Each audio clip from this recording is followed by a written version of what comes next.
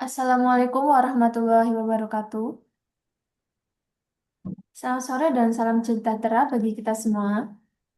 Puji syukur kita panjatkan kehadirat Tuhan Yang Maha Esa karena atas rahmat dan karunia-Nya kita semua dapat berkumpul secara virtual dalam acara webinar kesehatan dengan tema Alam sebagai sarana mengatasi gangguan fokus pada anak. Hadirin yang berbahagia, kita tahu bersama bahwa dalam beberapa tahun terakhir banyak anak yang mengalami gangguan fokus dan konsentrasi, terutama karena pola hidup modern, sebagai sarana untuk mengatasi gangguan fokus pada anak, dengan berinteraksi dengan alam, dapat membantu menenangkan pikiran dan meningkatkan kemampuan fokus anak. Melalui webinar ini, kita akan belajar bersama mengenai efektivitas alam menjadi sarana untuk mengatasi gangguan fokus, serta strategi yang dapat dilakukan oleh orang tua untuk dapat mengenalkan alam kepada anak. Pada kesempatan kali ini, kita akan belajar bersama mengenai efektivitas alam menjadi sarana untuk mengatasi gangguan fokus, serta strategi yang dapat dilakukan oleh orang tua untuk dapat mengenalkan alam kepada anak. Pada kesempatan kali ini, kita akan mendengarkan pemaparan materi dari narasumber luar biasa, yaitu Ibu Ainulia Salsabila Rahmaningrum, Sarjana Terapan Kesehatan, Terapi Okupasi, seorang tenaga kesehatan profesional yang aktif dalam bidang terapi okupasi anak. Sebelum kita memasuki acara inti, izinkan saya, Farah Al-Fatunisa, menyampaikan susunan acara pada sore hari ini. Acara yang pertama, pembukaan. Acara yang kedua, pembacaan tata tertib. Acara yang ketiga, sambutan dari Direktur Klinik Pratama Fisiocare. Yang keempat, foto bersama. Lima, pengantar dan pembacaan CV narasumber.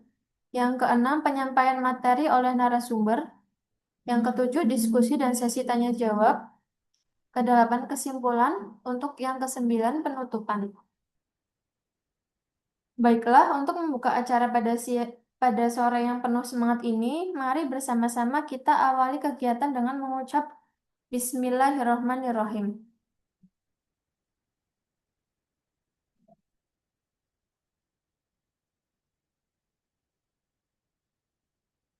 Lalu acara yang kedua yaitu pembacaan tata tertib.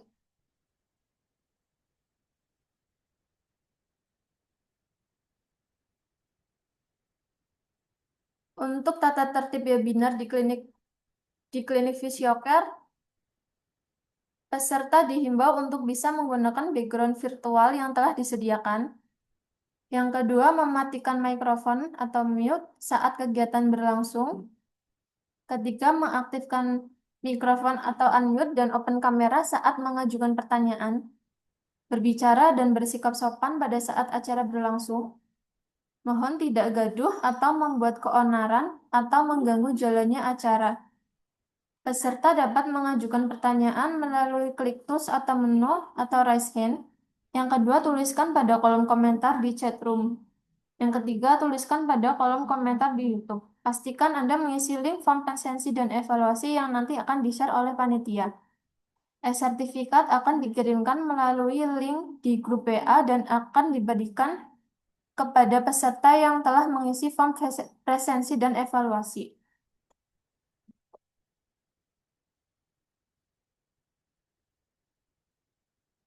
Untuk acara selanjutnya yaitu sambutan. Sambutan dari Direktur Klinik Pratama Fisiocare, Bapak Fahmi Hakam, SKM MPH. Baik, Bapak, Ibu, dan rekan-rekan peserta yang berbahagia, sebelum kita memasuki acara inti, mari kita dengarkan terlebih dahulu sambutan dari penyelenggara acara ini yang akan disampaikan oleh Direktur Klinik Pratama Fisiocare. Kepada yang terhormat, Bapak Fahmi Hakam, SKM MPH, kami persilahkan. Terima kasih Mbak Farah. Suara saya semoga sudah terdengar jelas ya. Selamat sore. Assalamualaikum warahmatullahi wabarakatuh. Alhamdulillah kita dapat bertemu kembali ya Bapak Ibu sekalian pada acara webinar Klinik Pratama Fisiocare. Ini merupakan kegiatan webinar seri ke-15 ya. Dan betul kebetulan pada kesempatan kali ini eh, kita mengangkat tema tentang eh, ya bincang edukasi kesehatan bersama okupasi terapis, nanti bersama Mbak Ainulia Salsabila ya. Mbak Salsa panggilannya. Dia merupakan tenaga kesehatan dan juga praktek di tempat kami di klinik Pratama Physiocare. Nanti pada hari ini beliau akan sharing tema yang diangkat, kalau tidak salah terkait ini ya, bagaimana melihat alam sebagai sarana edukasi ya, untuk uh, melatih atau melatih fokus atau mengantisipasi gangguan fokus pada anak. Jadi kalau kita lihat, memang kami di klinik Pratama Physiocare ini salah satu layanan unggulan atau fokus kami yaitu berkaitan tentang tumbuh kembang anak ya. Dan dalam konteks ini nanti kita juga melihat salah satu gangguan pada anak adalah gangguan fokus ya. Kalau kita lihat saat ini memang anak-anak kita itu kan banyak sekali dijejali dengan hal-hal yang berbau digital ya, baik itu gadget, ya, televisi ataupun alat atau perangkat yang lain. Jadi artinya bahwa banyak sekali kasus tidak hanya gangguan fokus, ya, space delay dan juga gangguan-gangguan terkait belajar dan lain sebagainya, itu banyak sekali. Salah satunya adalah efek dari screen time yang terlalu berlebih ya, atau saya sebutnya overdosis ya. Harusnya orang tua harus melihat bahwa mainan itu mainan yang bagaimana dapat mendorong anak beraktivitas, kemudian juga mengenal lebih dekat bagaimana alam itu berjalan. Kalau dulu saya masih ingat anak-anak tahun 80-an, 90-an itu mainannya ya mainan alam itu, mainan layang-layang gitu kan, kita mainan di sawah, kita mengenal binatang dan seterusnya. Artinya sekarang itu mengenal alam itu merupakan sesuatu hal yang baru ya. Dulu itu adalah makanan seharian anak-anak zaman dulu, dan tapi sekarang dengan pergeseran zaman, pergeseran perilaku, habit, uh, screen time itu merupakan kebutuhan pokok ya. Mayoritas orang tua di Indonesia khususnya kadang kontrol dan terkait screen time itu memang kurang begitu optimal ya. Sehingga anak-anak lebih banyak fokus atau bermain di rumah, bahkan di kamar ya. Dan sehingga itu mengakibatkan sekarang ini banyak sekali kasus-kasus terkait gangguan ya, fokus pada anak, yang akibatnya adalah bahwa anak bisa saat di sekolah juga mengalami gangguan belajar ya, karena dia tidak tahan terhadap sesuatu yang sifatnya kontinu atau lama. Kemudian juga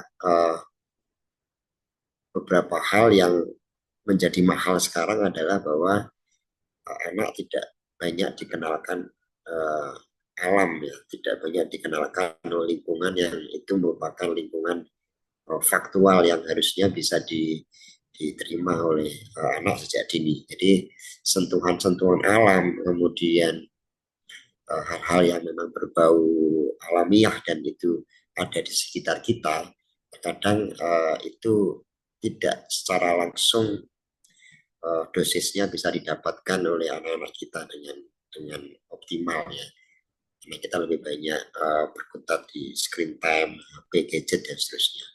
Nah maka dari itu nanti mungkin Mbak Salsabila akan mengulik itu ya, supaya jadi nanti jadi penulis buat kita semua, jadi insight buat kita semua, tidak hanya untuk orang tua ya, tapi mungkin praktisi kesehatan ataupun orang awam, agar semakin tahu dan paham bahwa pentingnya mengenalkan anak-anak terhadap lingkungan sekitar sejak dini, termasuk juga bagaimana kita sebagai orang tua atau mungkin praktisi atau pemerhati kesehatan anak atau tumbuh kembang anak paham betul tentang bagaimana apa namanya peran alam ya dalam membersamai tumbuh kembang anak, terutama anak-anak pada usia-usia emas ya, atau usia-usia yang di bawah 5 tahun. Nah itu memang sentuhan-sentuhan alam itu memang perlu dikenalkan sejak dini. Eh, saya kira itu mungkin sedikit yang bisa saya sampaikan. Nanti secara detail Mbak Salsabila saya kira akan bisa lebih panjang menjelaskannya. Kemudian terkait acara webinar ini merupakan webinar series, jadi nanti insya Allah masih ada seri-seri berikutnya dengan tema-tema yang menarik ya. Dan tentunya ini merupakan salah satu dari tugas kami di klinik Pratama Fisiocare. Salah satunya adalah melakukan upaya-upaya preventif dan promotif, baik dilakukan secara langsung ataupun dilakukan secara edukasi secara daring seperti ini. Dan nanti mungkin juga akan kami, karena ini direkam ya Mbak Farah ya, nanti akan kami upload juga di visual YouTube kami, sehingga nanti Bapak Ibu mungkin yang di grup webinar atau mungkin yang lain yang belum punya kesempatan untuk hadir secara langsung pada kesempatan kali ini, nanti bisa apa namanya, bisa ikut menyimak kembali rekaman webinar Zoom ini di rekaman YouTube ya. Dan ya nanti kami harap Bapak Ibu sekalian bisa juga ikut mengikuti update terbaru informasi terkait seri-seri berikutnya di acara webinar Klinik Pratama Fisiocare. Saya kira itu mungkin sambil pulang kerja atau sambil bersantai-santai di rumah, selamat mendengarkan dan juga apa namanya, mengikuti ya nanti insight atau penulis baru yang akan disampaikan oleh Mbak Salsabila. Saya kira itu dan lebih yang mohon maaf. Selamat sore. Assalamualaikum warahmatullahi wabarakatuh.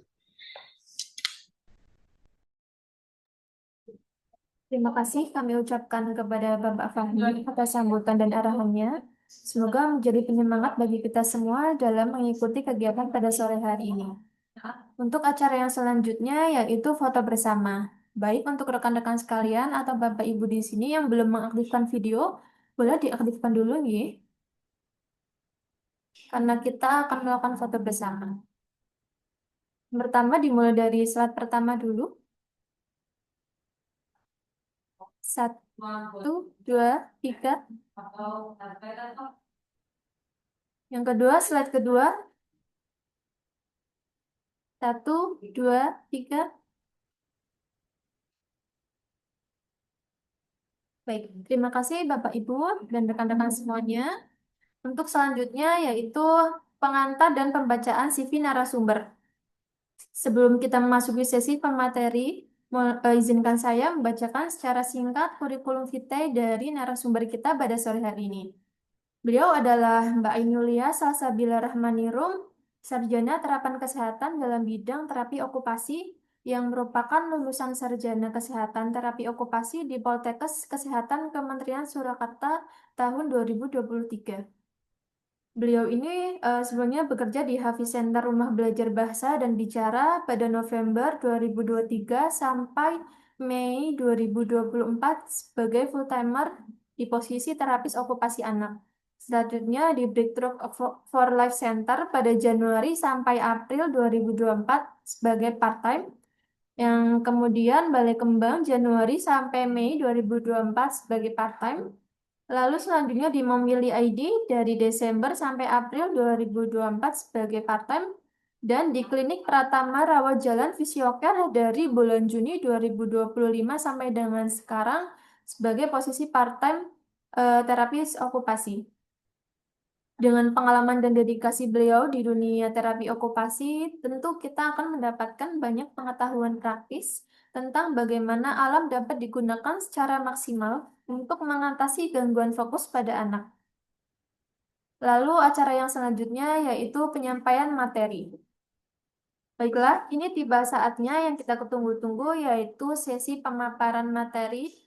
Hadir bersama kita narasumber yang luar biasa yaitu Ibu Ainulia Salsabila Rahmanirum, Sarjana Terapan Kesehatan Bidang Terapi Okupasi.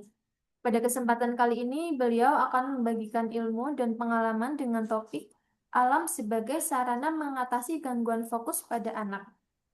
Untuk itu, Kepada Mbak Ainul ya Sasabira Rahmaningrum, Sarjana Terapan Kesehatan, kami persilakan untuk memulai penyampaian materinya. Baik, Waktu dan layar kami persilahkan. baik, terima kasih. Suara saya sebelumnya sudah terdengar atau belum?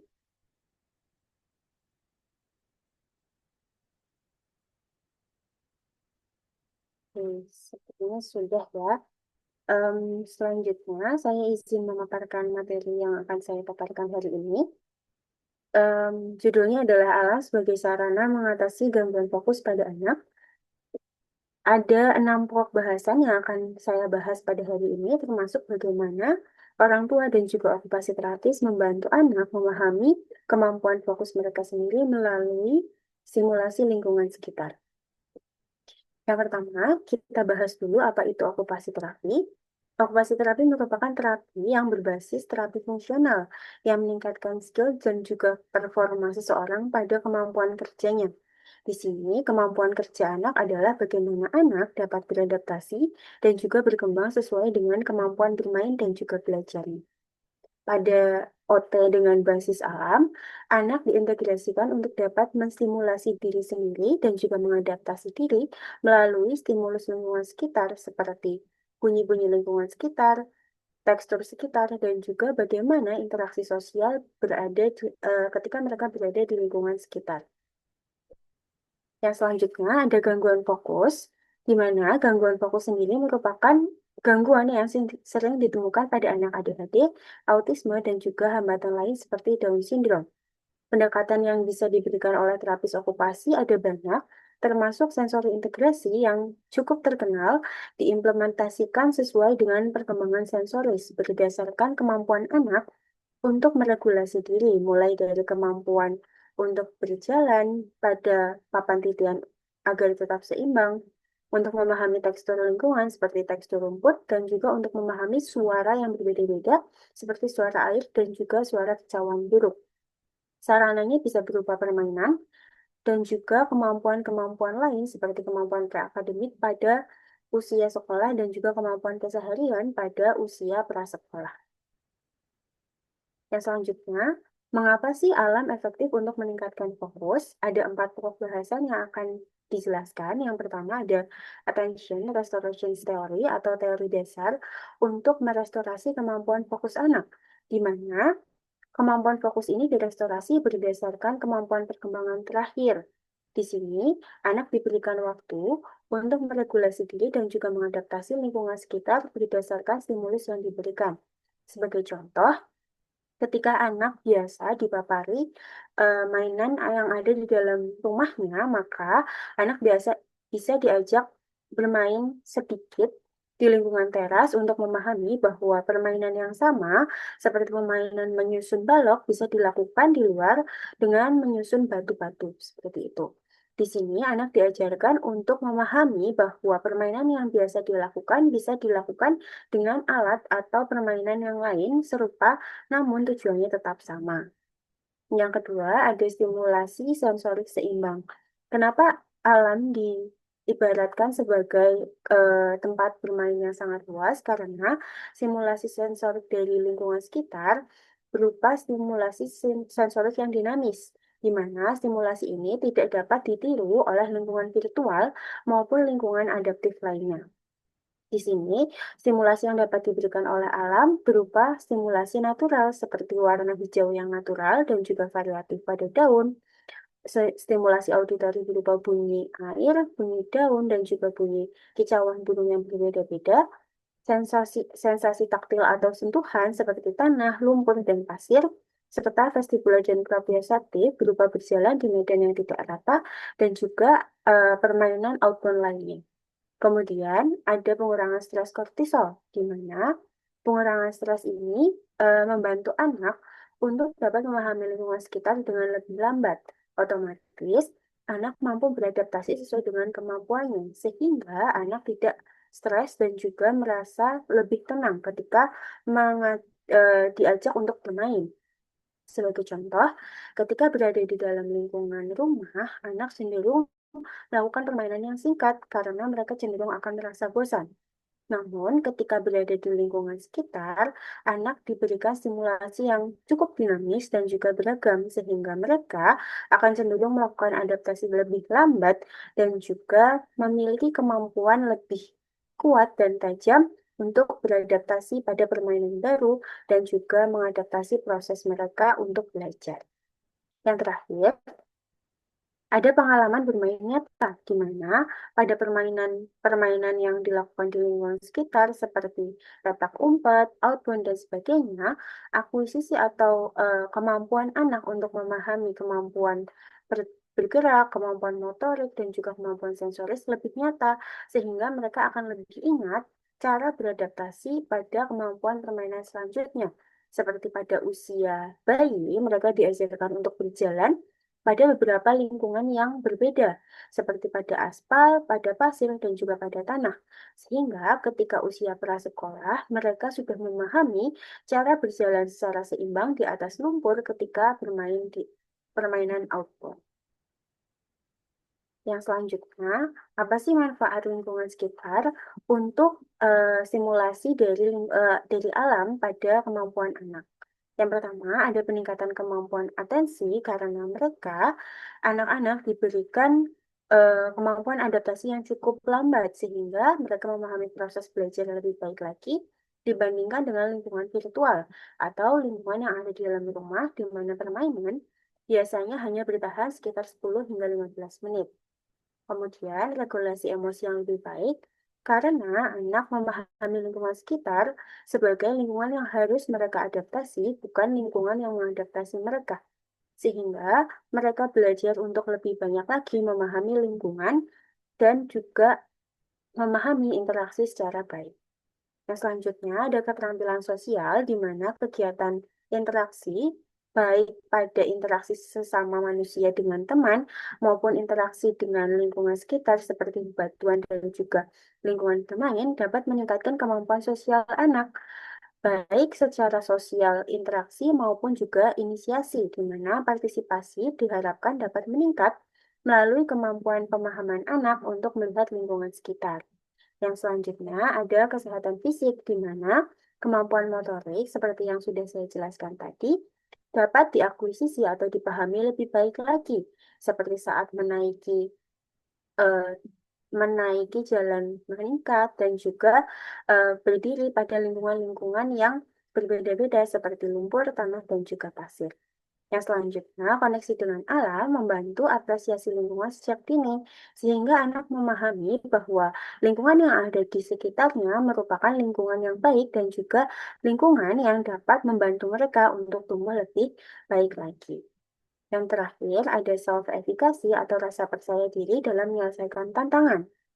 Pada lingkungan sekitar, anak diajak untuk mengadaptasi dan juga memahami kemampuan diri mereka sehingga mereka lebih percaya diri saat melakukan aktivitas bersama teman-teman. Sebagai contoh, ketika mereka dibiarkan sejak kecil untuk berjalan di lingkungan yang berbeda-beda, mereka akan lebih percaya diri ketika diajak untuk bermain outbound saat usia prasekolah, di mana kemampuan ini bukan hanya meningkatkan kemampuan motorik, namun juga partisipasi secara sosial dan juga fokus pada proses permainan. Yang selanjutnya, bagaimana okupasi terapi dapat membantu jika memang anak membutuhkan bantuan untuk dapat memahami stimulasi lingkungan sosial dan juga lingkungan alam lebih baik lagi. Yang pertama, saya menyarankan adanya gradasi aktivitas. Gradasi di sini dimulai dari struktur yang lebih aman maupun struktur yang lebih halus ke struktur yang lebih menantang dan juga struktur yang lebih kasar. Sebagai contoh, ketika anak bayi, anak diajak untuk bermain di lingkungan sekitar teras rumah maupun pada lingkungan-lingkungan yang sudah dianggap aman dan juga dapat diantisipasi bahayanya oleh orang tua, seperti rumput sintesis maupun bebatuan di depan rumah. Yang selanjutnya, anak kemudian diajak untuk memahami lingkungan sekitar yang lebih jauh lagi, seperti ke lingkungan tetangga maupun lingkungan taman bermain yang tidak dapat diantisipasi bahayanya, namun dapat dicegah melalui pengalaman-pengalaman bermain sebelumnya. Yang selanjutnya ada Just Right Challenge atau pemberian em, aktivitas yang sesuai dengan kemampuan anak, di mana kemampuan anak di sini dimaksudkan adalah kemampuan perkembangan. Sebagai contoh, ketika anak diajak untuk berjalan di lingkungan yang tidak rata, maka anak diberikan lingkungan yang kemungkinan memiliki permukaan yang lebih halus terlebih dahulu, seperti aspal yang baru maupun tanah. Kemudian anak diajak untuk melakukan pendakian ataupun menaiki sebuah gundukan tanah yang cukup menantang seperti itu, sehingga anak lebih percaya diri dan juga memiliki kemampuan motorik sesuai dengan usia perkembangannya. Pada usia remaja, anak diberikan tantangan berupa kemampuan sosial, seperti kemampuan berinteraksi dengan teman sebaya maupun kemampuan berinteraksi dengan teman yang lebih tua maupun adik kecil yang lebih muda. Sehingga kemampuan sosialisasi anak berkembang sesuai dengan kemampuan dan juga inisiasi mereka.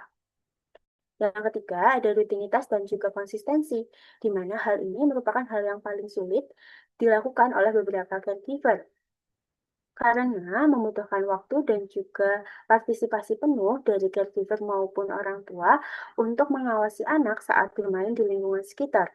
Namun, playground atau tempat bermain umum dapat dijadikan sarana orang tua untuk memberikan anak pengalaman yang lebih baik lagi pada lingkungan sekitar tanpa harus khawatir karena penjagaan yang berlebihan.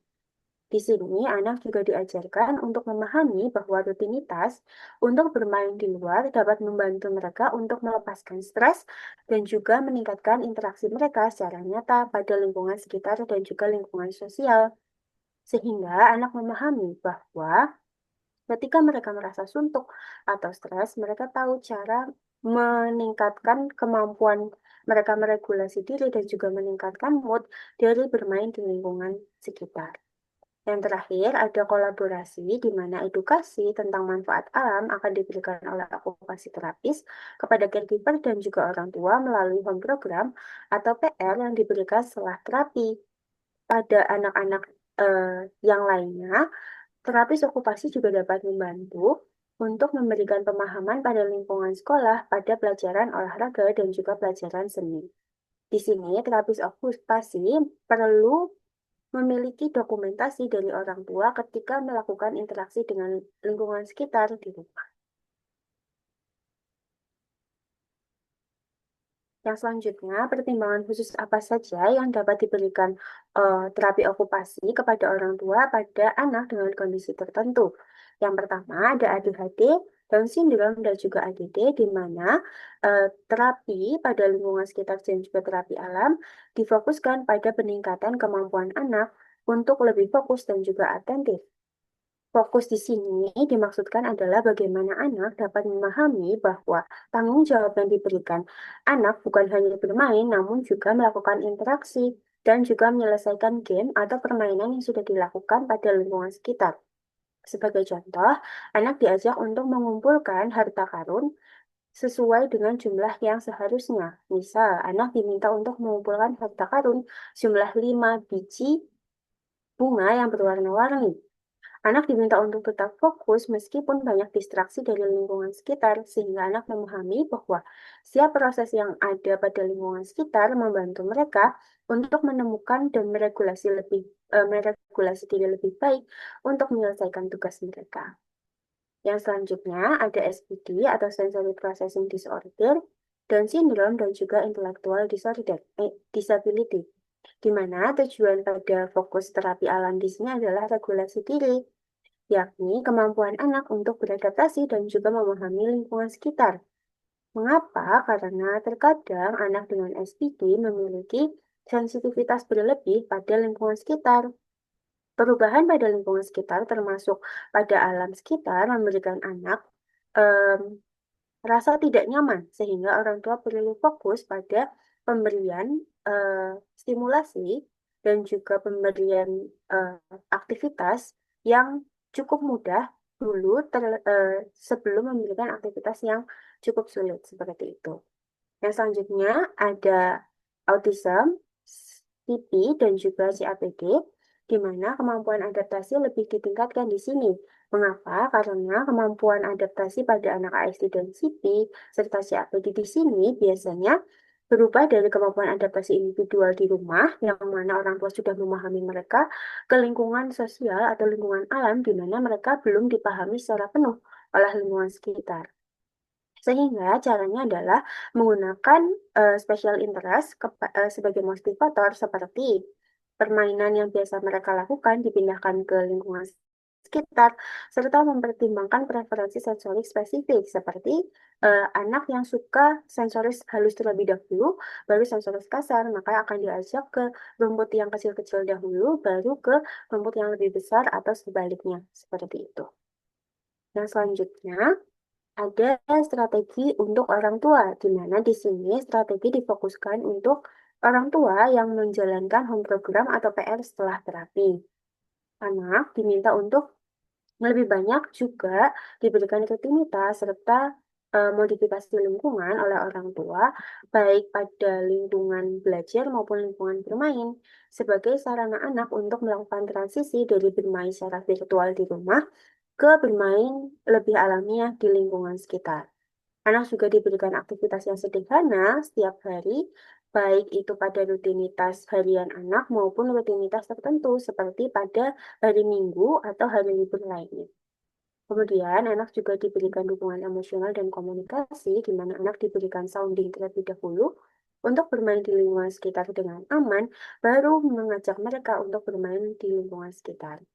Yang terakhir, mengajarkan home program sesuai dengan arahan dari terapis dan juga melakukan dokumentasi. Pada strategi untuk orang tua ini, saya akan menjelaskan secara khusus bagaimana orang tua dapat memahami tabel usia perkembangan anak sesuai dengan usia mereka. Yang pertama ada usia bayi, di mana pada usia 0 sampai 2 tahun penyesuaian diberikan dari lingkungan yang lebih aman seperti lingkungan teras ke lingkungan yang lebih menantang seperti taman bermain dengan durasi 15 hingga 20 menit yang ditargetkan menjadi integrasi sensoris dasar dan pemahaman bahaya. Mengapa? Karena terkadang bayi juga memahami bahaya melalui kemampuan bermain mereka pada lingkungan sekitar. Sehingga orang tua perlu sabar dan juga lebih lega untuk memberikan kesempatan anak-anak bermain secara alamiah. Dan selanjutnya, pada usia balita, yakni 2-4 tahun, anak diberikan kemampuan eksplorasi dengan bantuan serta aktivitas sensoris yang sudah lebih terarah, seperti bermain lumpur, air, dan juga mengumpulkan daun dengan durasi yang masih sama, sekitar 15 hingga 20 menit. Dengan tujuan utama yakni regulasi diri serta perkembangan kemampuan interaksi. Pada usia ini, anak diharapkan mampu berinteraksi antara 2 hingga 4 orang anak dan juga menyelesaikan satu game dalam durasi 20 menit. Yang selanjutnya ada usia sekolah yakni 15 hingga 12 tahun, di mana aktivitas yang diberikan lebih terstruktur serta adanya beban tanggung jawab dengan suatu permainan dan juga social play dengan teman secara lebih terarah. Sebagai contoh, mereka diberikan tanggung jawab untuk bermain peran seperti bermain rumah-rumahan dan juga menemukan harta karun sesuai dengan peran mereka masing-masing pada kelompok. Sebab targetnya adalah peningkatan kemampuan pemahaman lingkungan dan juga akuisisi kemampuan diri pada aktivitas luar lingkungan. Anak diajak untuk beradaptasi lebih baik lagi secara sosial karena pada dasarnya pada usia 5 hingga 12 tahun kemampuan sensori sudah dianggap matang. Yang selanjutnya ada pada usia remaja, di mana pada usia ini anak cenderung tergantung pada gadget dan juga dunia virtual lain, sehingga aktivitas yang diberikan lebih menantang seperti kayaking dan rock climbing, serta aktivitas luar lingkungan yang lain seperti bermain bermain permainan outbound dan juga bermain permainan air lainnya seperti itu.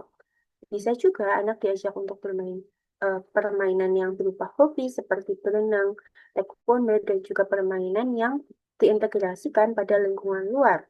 Karena tujuannya adalah peningkatan partisipasi pada aktivitas luar lingkungan yang bertujuan tertentu, seperti pencapaian sebuah kemampuan pada hobi mereka, serta partisipasi untuk membuat sebuah proyek, seperti pada sebuah aktivitas outbound, di mana anak diminta untuk menyelesaikan permainan dalam durasi tertentu. Seperti itu. Lanjut pada materi yang selanjutnya.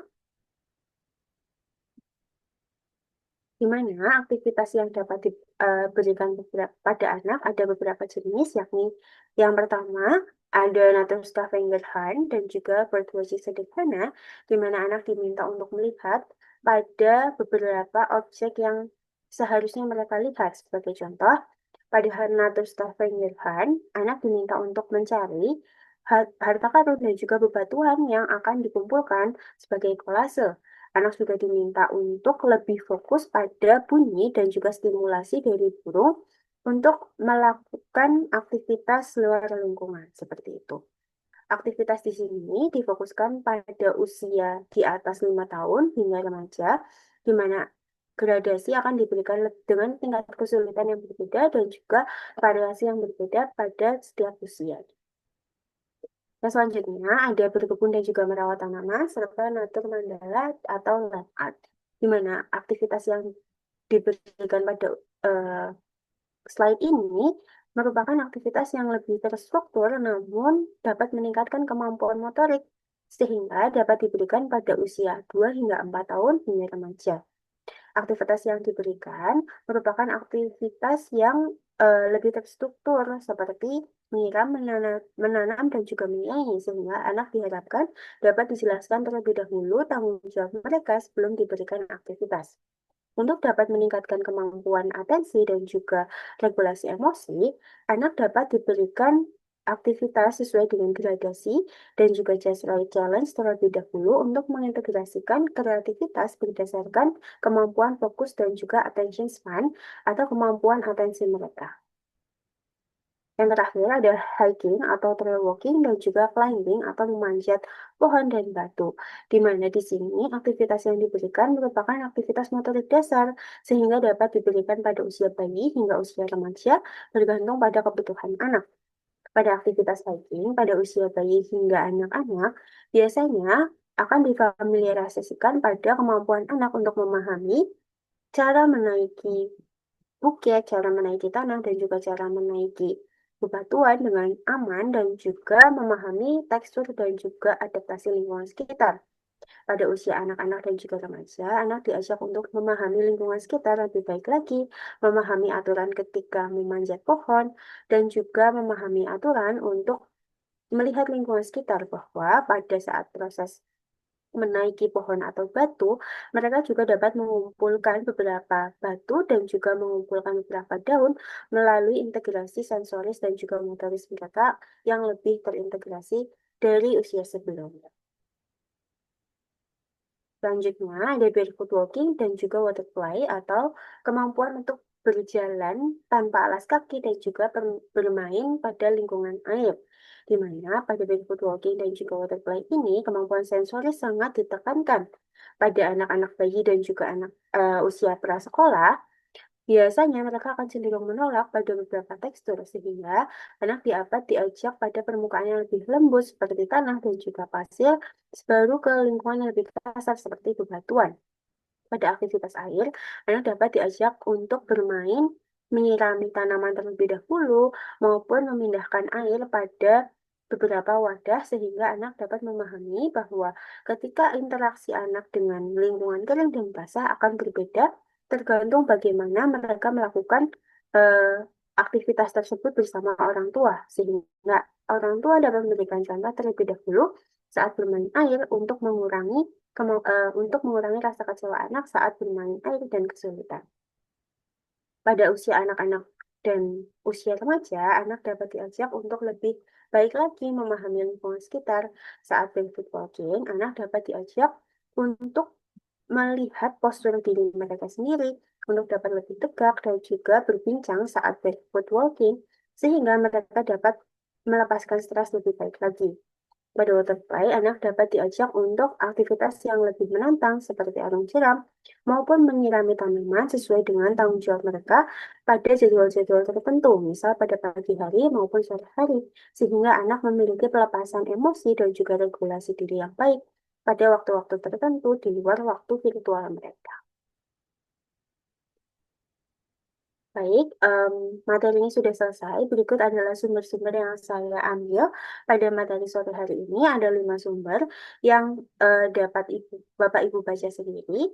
terkait sumber terakhir pada tahun 2018 dan terbaru pada tahun 2025 sehingga sumbernya cukup baru. Yang selanjutnya ada Q&A sessions. Kepada Bapak Ibu dan moderator saya persilahkan untuk memberikan kesempatan pada Bapak Ibu.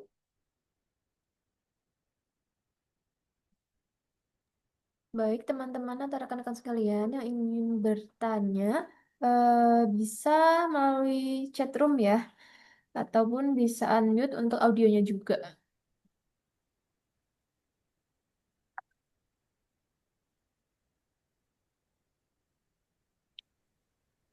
Atau semuanya sudah paham ya yang di sini ya, semuanya ya.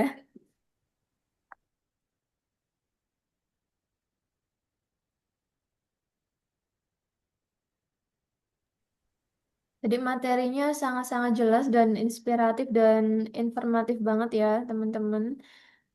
Terima kasih juga untuk semua peserta yang sudah menaati tata tertib. Silakan yang mau bertanya boleh untuk unmute audionya atau melalui room chat. Sudah. Assalamualaikum, izin bertanya, bisa didengar? Bisa, Pak? Waalaikumsalam, bisa Bapak, silahkan. Ya, Assalamualaikum warahmatullahi wabarakatuh.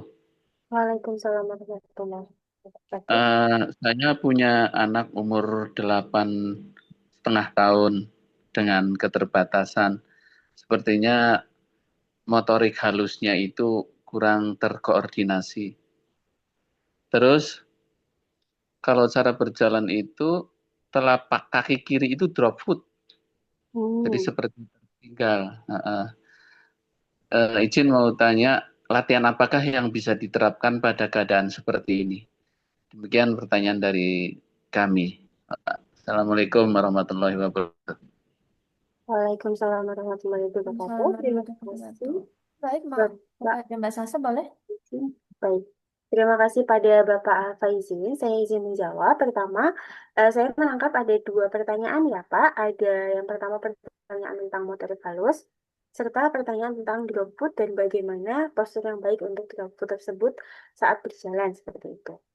Yang pertama akan saya bahas dulu, di mana pada kemampuan motorik halus, perkembangan anak pada usia 8 tahun itu biasanya lebih cenderung pada menulis seperti itu ya Pak. Yang paling kelihatan untuk motorik halusnya. Betul? Iya. Oke. Jadi ketika pada lingkungan sekitar mungkin dapat diperhatikan untuk 3 jari utama untuk menulis, yakni ibu jari, jari telunjuk dan juga jari tengah terkait dengan picking atau menjumput seperti mencabut rumput, mengumpulkan batu seperti mengambil seperti ini, maupun ketika mengangkat benda seperti memindahkan gayung ketika bermain air maupun memindahkan batu yang cukup besar seperti itu. Kekuatan tangan perlu dilihat terlebih dahulu, apakah anak memiliki kekuatan tangan yang cukup untuk menekan pensil sesuai dengan diameter pensil. Dengan transisi dari lingkungan sekitar seperti mencabut rumput maupun mengambil batu yang berukuran seperti diameter 2 hingga 5 cm seperti itu. Saat anak sudah cukup kuat, maka yang difokuskan adalah bagaimana kontrol tangan dapat ditingkatkan, seperti ketika mencabut rumput. Apakah anak dapat mencabut rumput sesuai dengan 3 jari ini terus-menerus atau kontrolnya bisa 5 jari, bisa 4 jari, bisa 3 jari, belum konsisten seperti itu. Bisa dilihat terlebih dahulu. Kemudian untuk transisi yang selanjutnya adalah bagaimana anak dapat menarik tali seperti itu. Misal ketika bermain tarik tambang. Nah, ketika bermain tarik tambang, maka posisi tangan akan seperti ini, seperti menulis, seperti itu. Nah, ketika bermain kan pakai itu hula hoop tuh. ketika bermain tarik tambang seperti itu, Dengerin. maka anak akan ditingkatkan kemampuan untuk menggenggamnya seperti itu. Nah, dari kemampuan menggenggam ini sudah dapat dilihat bahwa jika kekuatan dan juga kontrol sudah bagus, maka kemampuan untuk motorik halusnya akan lebih bagus seperti itu. Yang selanjutnya ada kontrol dua tangan, Pak. Kadang orang tua itu lupa menulis itu bisa menggunakan dua tangan. Tangan kanan misalnya sebagai tangan utama, yakni tangan untuk memegang pensil. Yang kedua, tangan kiri sebagai tangan penyeimbang untuk memegang kertas dan juga memegang media menulis yang lainnya. Sehingga perlu diperhatikan ketika memindahkan barang atau menulis dan juga melakukan aktivitas lainnya, anak perlu diperhatikan bahwa tangan kiri mampu menyeimbangkan kemampuan dari tangan kanan. Bukan berarti bahwa tangan kanan merupakan tangan utama, namun juga dapat diartikan sebagai integrasi motorik yang bagus. Terlebih dahulu pada area pergelangan tangan dan juga area kedua tangan, baru turun ke motorik halus, seperti itu. Yang Ah, terakhir, untuk kemampuan motorik halus ini dapat dilihat juga nih Pak, pada kemampuan anak untuk mengontrol pergelangan tangan. Sebagai contoh, ketika bermain, anak merangkak terlebih dahulu atau tidak nih. Nah, ketika merangkak sudah bagus, maka kontrol dari pergelangan tangan ini sudah lebih kuat. Nah, ketika kontrol dari pergelangan tangan sudah lebih kuat, otomatis PR-nya adalah tinggal meningkatkan motorik halusnya, seperti itu. Apakah sudah cukup menjawab? terima kasih. Ya. Kemudian yang Kemudian, Dropfood itu, iya, kemudian yang pertanyaan yang kedua, untuk drop footnya sendiri perlu diperhatikan dulu untuk posturnya, Pak. Dari segi postur, apakah anak sudah benar atau belum untuk berjalan, baru bagaimana anak dapat mengurangi drop footnya. Jadi, permasalahan yang pertama adalah kemampuan anak untuk dapat sama-sama menapak dengan baik dan benar. Bisa diintegrasikan dengan pasir, karena pasir cukup adaptif sebagai permukaan yang dapat dilihat nih, cetakan cetakan kakinya bagaimana untuk melihat posisi kaki anak dari kanan dan kiri, apakah sudah sesuai atau belum. Yang selanjutnya, dapat ditingkatkan juga dari kemampuan anak untuk berdiri pada lingkungan yang basah. Kenapa? Karena pada lingkungan yang basah, lingkungan biasanya akan cenderung licin, sehingga kemampuan mencengkeram kaki itu akan dapat ditingkatkan seperti itu. Nah, di sini dapat dilihat bahwa kemampuan dari kaki untuk menapak terlebih dahulu perlu diperbaiki sebelum anak dapat ditingkatkan kemampuan motorik kasarnya ke atas, seperti kemampuan stabilisasi ankle atau pergelangan kaki, kemampuan stabilisasi lutut, dan juga paha seperti itu. Nah, untuk dapat meningkatkannya juga, mungkin saya dapat memberikan PR berupa bola kecil seperti bola tenis dapat diletakkan di kedua kaki dan kemudian diputar-putar. Nah, di sini anak diminta untuk mengintegrasikan putar ke kanan searah dengan jarum jam, kemudian putar ke kiri searah dengan jarum jam seperti itu. Anak diminta untuk mengadaptasi kaki kiri yang direbut, misal diminta untuk mengadaptasi kemampuan dari kaki kanan, sehingga kaki kanan lebih slow atau lebih pelan untuk menggerakkan gerakan berputar seperti itu. Begitupun ketika anak diminta untuk melakukan kegiatan barefoot walking, seperti yang sudah saya contohkan tadi. Karena ketika barefoot walking biasanya akan ada kaki yang lebih dominan untuk menopang berat badan anak. Nah, ini dapat diintegrasikan dengan kemampuan jongkok berdiri, sehingga anak dapat membagi berat badan anak secara lebih adil pada kedua kaki dan meningkatkan kemampuan mencengkeram sehingga kakinya lebih kuat lagi dan juga lebih stabil dalam menstabilisasi kemampuan gerak selanjutnya. Anak juga dapat diajak untuk melakukan hiking, baik itu hiking secara naik ke atas maupun turun ke bawah seperti downhill, karena kemampuan itu juga dapat meningkatkan kemampuan integrasi dari keseimbangan anak dan juga integrasi sendi sebelum anak memahami bahwa mereka sebenarnya memiliki ketimpangan pada salah satu kaki seperti itu. Sehingga adaptasi yang dilakukan berupa adaptasi dari kemampuan anak untuk berjalan, baru nanti kemampuan anak untuk melakukan integrasi mainan motorik yang lainnya seperti outbound dan sebagainya seperti itu. Apakah sudah menjawab? terima kasih Mbak atas penjelasannya. Mudah-mudahan bermanfaat. Ya, Assalamualaikum warahmatullahi wabarakatuh. terima kasih. Waalaikumsalam Waalaikumsalam warahmatullahi warahmatullahi wabarakatuh. Oke. Kemudian untuk selanjutnya, ini ada pertanyaan ya, Mas Hasa dari yang ada Bunda Budaya di klinik. Ada beberapa pertanyaan juga yang dari Instagram juga ya. Untuk yang pertama, kadang orang tua baru menyadari anaknya memiliki gangguan fokus. Lalu tanda-tanda apa sih yang orang tua harus pahami yang paling mendasar bahwa anaknya itu beresiko mengalami gangguan fokus dan sebaiknya itu dari usia berapa untuk si anak bisa kita kenalkan terkait lingkungan sekitar misalkan contohnya alam itu sendiri. Gitu. Oke, baik.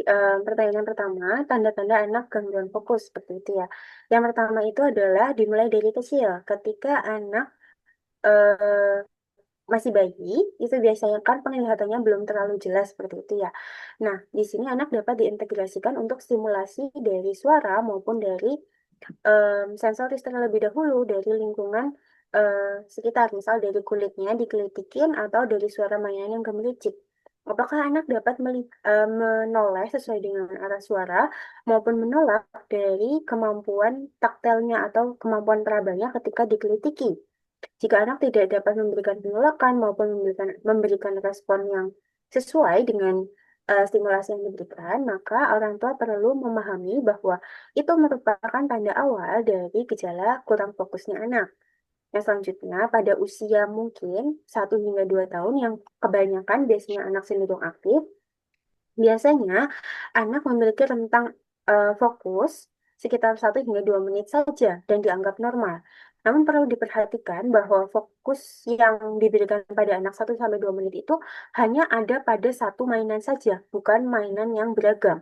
Jika mainannya cukup beragam dan juga cukup bergantian dengan acak seperti itu menjadi salah satu tanda di mana anak memiliki kesulitan untuk fokus pada satu permainan. Namun juga perlu diperhatikan bahwa pemberian permainan tidak boleh berlebihan terlebih dahulu pada anak, sehingga anak dapat fokus pada satu permainan sesuai dengan kemampuan perkembangan dan menyelesaikan permainan tersebut sesuai dengan pemahaman mereka sendiri.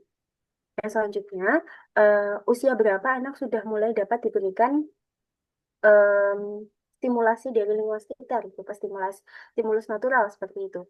Sebenarnya dari bayi itu sudah bisa mulai dari ketika berjemur, ketika bayi. Anak diajak untuk berjemur, kemudian anak diberikan narasi atau penjelasan dari lingkungan sekitar. Misal, oh adek itu ada suara burung, adek sedang berjemur dan ditemani burung dan berbunyi. Jadi sudah diberikan sejak bayi. Kemudian pada usia yang lebih besar, sekitar 6 hingga 1 tahun, anak dapat diberikan stimulasi berupa stimulasi air yang lebih aman, air yang bersih, dan juga menyiram tanaman, kemudian juga bermain di lingkungan taman, di mana tanah tidak dapat dimakan, hanya bermain bola di lingkungan sekitar maupun bermain di permainan playground seperti itu. Pada usia ini, anak juga diberikan supervisi lebih seperti permainan yang cukup aman berupa trampolin dan juga piknik sehingga anak dapat berjalan-jalan maupun dapat memahami lingkungan sekitar dari stimulus taktil dan juga visual serta auditori mereka. Yang selanjutnya, pada usia 4 hingga 5 tahun, anak dapat diajak untuk bermain yang lebih serius seperti bermain petak umpet dan juga bermain membangun kastil dari pasir seperti itu. Apakah sudah menjawab? Oke, baik sudah menjawab ya Mbak. Terus kalau misalkan kan ada juga nih orang tua yang kalau misalkan jangan mainan ini itu kotor, terus jalan-jalan tanpa alas kaki, jangan harus pakai alas kaki gitu, takut kakinya kenapa-kenapa. Itu gimana Mbak? Ini juga ada pertanyaan yang ini yang tadi barusan dari budak-budak yang di sini juga. Oke. Baik. Pertanyaannya bagus sekali, di mana kadang memang orang tua cukup khawatir dengan lingkungan sekitar anak seperti itu ya. Yang pertama, orang tua perlu ikhlas dan juga orang tua perlu sadar bahwa lingkungan di rumah mereka atau di rumah kita sendiri ini sebenarnya tidak cukup variatif untuk memberikan pengalaman belajar yang natural dibandingkan dengan lingkungan sekitar, sehingga orang tua perlu sadar bahwa bermain di lingkungan sekitar itu penting. Yang pertama itu dulu. Kemudian yang kedua, bagaimana cara mengantisipasi bahaya dan juga rasa risau dan ketakutan dari orang tua saat anak bermain tanpa alas kaki atau mungkin bermain di lingkungan sekitar seperti itu. Yang pertama, orang tua perlu memahami bahwa tidak semua lingkungan sekitar itu bahaya. Dapat dimulai dari lingkungan eh, teras seperti itu. Di lingkungan teras, mungkin orang tua dapat mengajarkan anak untuk bermain baik pada lingkungan teras yang berumput maupun berbatu. Kemudian orang tua mengecek terlebih dahulu apakah ada benda tajam, apakah ada benda berbahaya yang memungkinkan anak untuk terluka. Baru anak dibiarkan untuk bermain di situ. Secara alamiah, anak memahami bahaya, namun orang tua akan meningkatkan kemampuan waspada anak ketika mereka juga was-was, sehingga orang tua dan anak perlu sama-sama belajar untuk memahami bahwa belajar bukan hanya menghindari bahaya, namun juga memahami bahwa kita mampu mencegah bahaya dari kemampuan kita sendiri, seperti itu. Kemudian bagaimana jika lingkungannya tidak dapat kita sisir nih, kita lihat bahayanya seperti apa, seperti kita saat bermain di sawah maupun saat bermain outbound seperti itu. Yang pertama, pemahaman bahaya akan diberikan kepada anak terlebih dahulu dari usia dini, sehingga mulai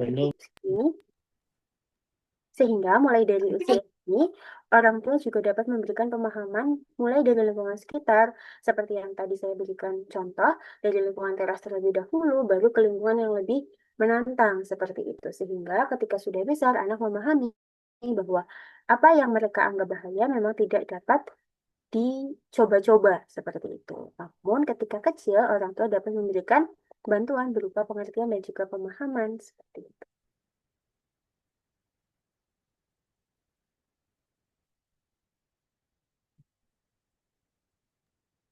Oke, baik. Terima kasih, Mbak. Selanjutnya untuk yang di ruang Zoom, apakah ada yang ingin bertanya lagi? Jika eh, belum ada, ini ada satu lagi ya, Pak, Bapak? Ada satu lagi, seberapa penting sih alam itu untuk sarana dalam mengatasi gangguan fokus pada anak? Dan apakah eh, hal-hal yang membedakan apabila efek bermain atau belajar di alam dibandingkan bermain atau belajar di dalam ruangan terhadap fokus anak seperti itu? Baik. Yang pertama, variasi pada akuisisi dan juga kemampuan belajar anak akan lebih baik ketika anak memahami lingkungan sekitar terlebih dahulu. Baik belajar di dalam lingkungan maupun belajar di luar lingkungan virtual akan memberikan anak pengalaman yang beragam. Namun, pada lingkungan sekitar, anak dapat memahami stimulasi bukan hanya saat mereka dipahami, namun juga mereka memahami, sehingga kemampuan adaptasi anak akan lebih baik lagi pada lingkungan yang beragam, seperti itu. Itu adalah salah satu manfaat dari belajar di lingkungan alam, baru ke belajar di lingkungan virtual. Yang kedua, ketika anak memahami lingkungan sekitar lebih baik lagi melalui adaptasi di alam, maka anak akan memiliki integrasi sensoris dan juga motoris yang sudah matang, sehingga anak akan lebih siap belajar secara motorik halus dan juga secara atensi pada lingkungan kelas seperti itu. Oke, baik. Terima kasih Mbak Salsa untuk jawabannya. Sangat menjadikan informatif sekali ya. Untuk teman-teman yang di Zoom, apakah ada yang ingin ditanyakan lagi? Ada yang mau bertanya lagi? Saya izin bertanya boleh, Kak? Oh, boleh, silakan kepada Mbak atau Ibu ini Nur Azizah ya, Ibu silakan. Nur Azizah ya. Jadi pertanyaannya, saya waktu itu kan usia anak saya kalau nggak salah 2 tahun 5 bulan. Saat itu pernah saya ajak ke kelas bermain. Akan tetapi di awal itu belum fokus pada kegiatan yang terarah gitu loh, Mbak. Kira-kira untuk melatih anak saya itu kira-kira bagaimana ya baiknya gitu. Baik, baik, terima kasih pertanyaannya Ibu Nur Azizah. Yang pertama, pada usia 2,5 tahun, mungkin kelas bermain cukup besar untuk diadaptasi pada anak 2,5 tahun, sehingga saran saya adalah interaksi dimulai dari interaksi yang ada pada kelompok kecil terlebih dahulu, misal interaksi 2 hingga 5 orang teman dan juga orang tua yang mengarahkan interaksi tersebut. Sebagai contoh, ketika anak bermain di taman bermain seperti itu, maka interaksi lebih cenderung hanya 2 orang saja atau 3 orang saja, sehingga adaptasi yang diberikan juga lebih mudah dibandingkan ketika berada dalam satu kelas yang sudah berisi banyak orang dan juga memiliki tujuan yang jelas. Karena pada usia 2,5 tahun, kemampuan anak masih pada tahap eksplorasi bermain. Sehingga yang difokuskan adalah bagaimana anak dapat mengintegrasikan kemampuan motorik, kemampuan sensorik, dan juga memahami bahwa interaksi sosial akan membantu mereka untuk bermain lebih baik lagi, seperti itu. Salah satu tipsnya yang bisa saya berikan adalah bagaimana interaksi itu dapat diinisiasi terlebih dahulu oleh anak, sehingga interaksinya bisa diberikan dengan satu atau dua orang dulu. Seperti ketika bermain dengan teman sebaya, anak dilihat nih terlebih dahulu apakah dia mau berkenalan atau tidak. Jika tidak, maka orang tua akan memberikan transisi untuk berkenalan terlebih dahulu dengan satu orang. Kemudian berjalan seiring jalannya permainan, maka anak akan menginisiasi kemampuan perkenalannya selanjutnya secara mandiri. Nah, itu dapat dijadikan eh, contoh anak yang dapat mengintegrasikan kemampuan sosial sesuai dengan kemampuan perkembangannya. Kemudian anak juga dapat diajak untuk memahami bahwa dia saat bermain itu harus menyelesaikan sesuatu. Misal ketika bermain di lingkungan sekitar, oh ayo dek kita selesaikan permainan melompat nih seperti katak di atas rumput misal seperti itu.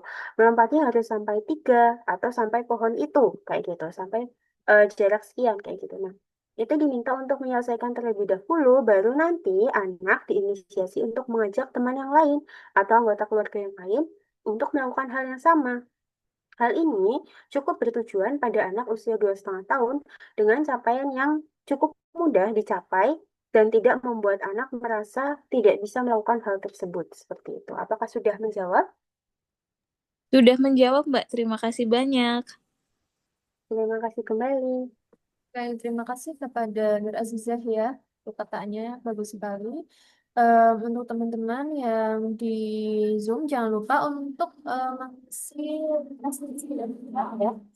Nanti di situ diisi data diri, jangan sampai salah dan sesuai dengan data diri yang ketik. Itu, apakah ada yang ingin bertanya lagi? Jika tidak, akan saya tutup ya teman-teman semuanya. Tadi kita sudah sharing-sharing juga ya terkait bagaimana alam bisa berpartisipasi dalam meningkatkan fokus pada anak. Terus banyak juga ada beberapa tadi yang bertanya dari bunda-bunda juga, dari rekan-rekan sekalian yang ada di Zoom ini juga. Oke, jadi kita bisa mengambil kesimpulan ya, Bun, untuk gangguan fokus sendiri itu kondisi di mana anak itu sulit memperhatikan perhatian pada satu kegiatan dalam jangka waktu tertentu, yang mana penanganannya untuk itu kita bisa mengenalkan atau berinteraksi dengan alam yang ada di sekitar kita. Pengenalan dan berinteraksi dengan alam bisa dilakukan seperti misalkan tadi berkebun, merawat tanaman, manjat, berjalan tanpa alas kaki, dan masih banyak lagi di mana orang tua ini eh, bisa menciptakan rutinitas di luar ruangan yang konsisten ya. Dan tidak masalah ya, pun kalau misalkan anak-anak ini bermain di luar ruangan.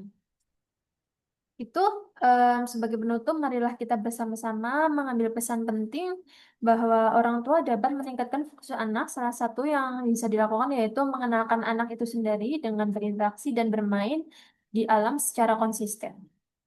Terima kasih kami ucapkan kepada narasumber kita yang luar biasa ya, Mbak Ainulia Salsabila Rahmaningrum, dan juga kepada seluruh panitia penyelenggara dan tentunya kepada Bapak Ibu serta rekan-rekan peserta webinar yang telah hadir dan berpartisipasi dengan sangat antusias. Semoga ilmu yang kita peroleh hari ini dapat memberikan manfaat dan dapat diterapkan dalam kehidupan sehari-hari demi mewujudkan anak-anak Indonesia yang sehat dan juga cerdas. Saya Farah Alfatunisa selaku host pada webinar kali ini pamit undur diri ya. Sampai jumpa di kegiatan edukatif berikutnya. Wassalamualaikum warahmatullahi wabarakatuh. Salam sehat untuk kita semuanya.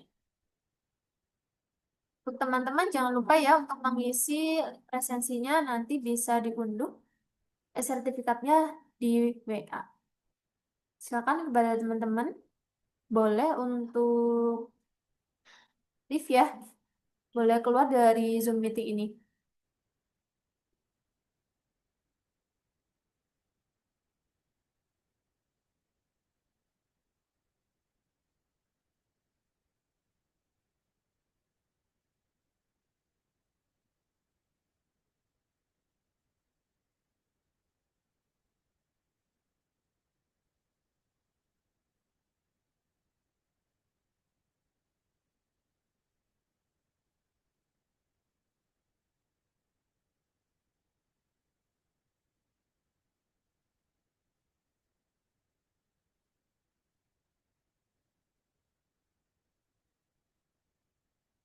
Baik, yang belum mengisi silakan mengisi ya teman-teman.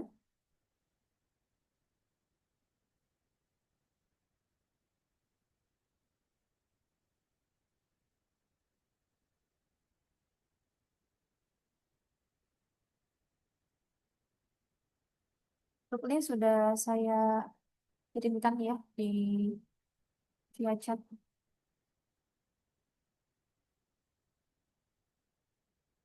Terima kasih semuanya.